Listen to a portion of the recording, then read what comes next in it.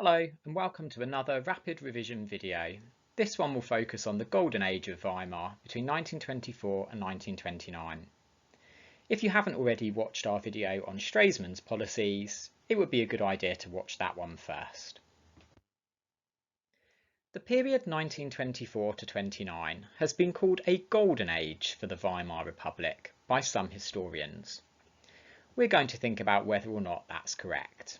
We'll consider whether it was a golden age for politics and government, for living standards, for women, and for culture and the arts. First, let's look at politics and government. In this area, there was something of a golden age for the Weimar Republic. The key point is that support for moderate democratic parties grew and government became more stable. Here is some evidence to support that. Firstly, the moderate parties who supported democracy increased their share of seats in the Reichstag, while extreme parties found that their share of seats dropped. Secondly, coalition governments became more stable, and there were less changes of coalition government in this period. However, remember, this political stability was based on a thriving economy, and the economy itself was not entirely stable, as it was dependent on US loans. Now let's look at living standards. The key point here is that living standards improved more for some groups than for others. It helps to look at this as winners and losers. One group of winners were industrial workers. They benefited as unemployment dropped substantially. Their wages increased, and their average working hours per week also went down. If they were unemployed, they also benefited from some unemployment benefit.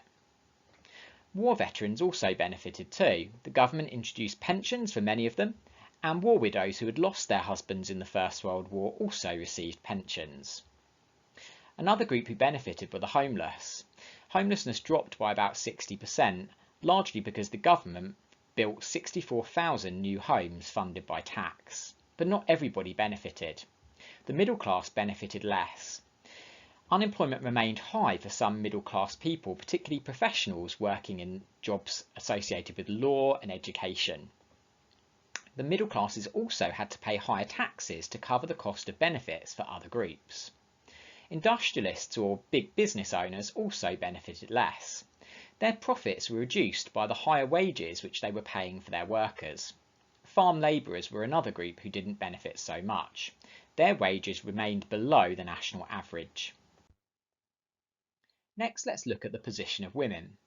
The key point here is that, in theory, women did have more opportunities, but in practice, progress was limited to a small proportion of women.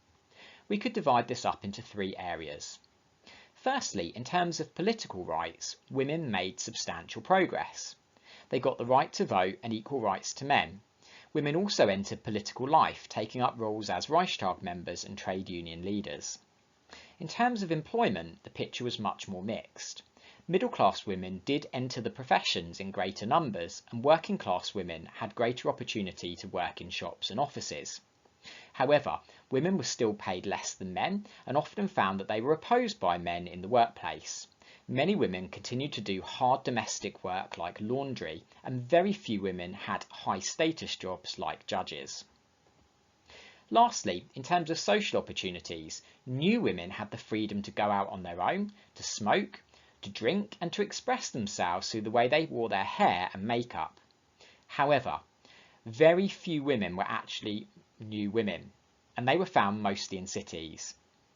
And even those women who were new women found themselves criticised by conservatives who believed that they undermined traditional family values. Next, let's look at culture and the arts. The key point here is that new and experimental culture did flourish, but it was opposed by conservatives and extremists. Firstly, why did it flourish?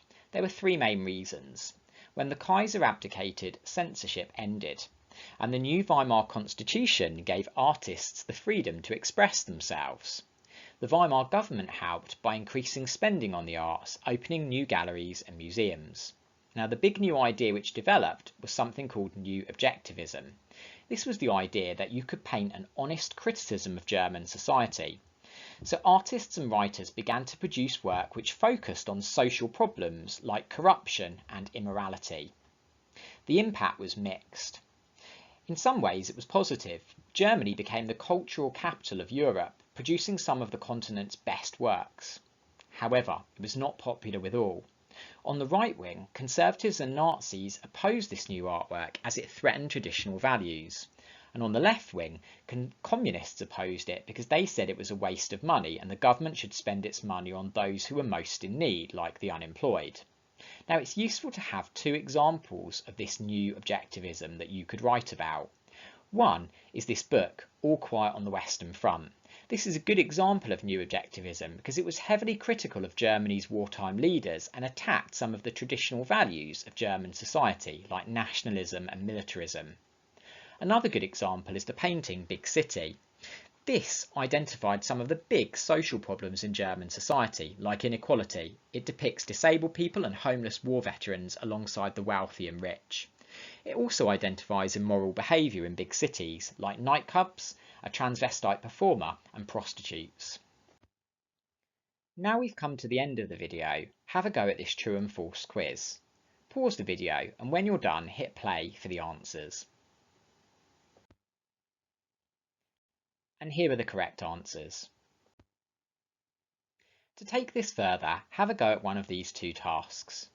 If the video is useful, don't forget to hit like and check out the other revision videos available on our YouTube channel.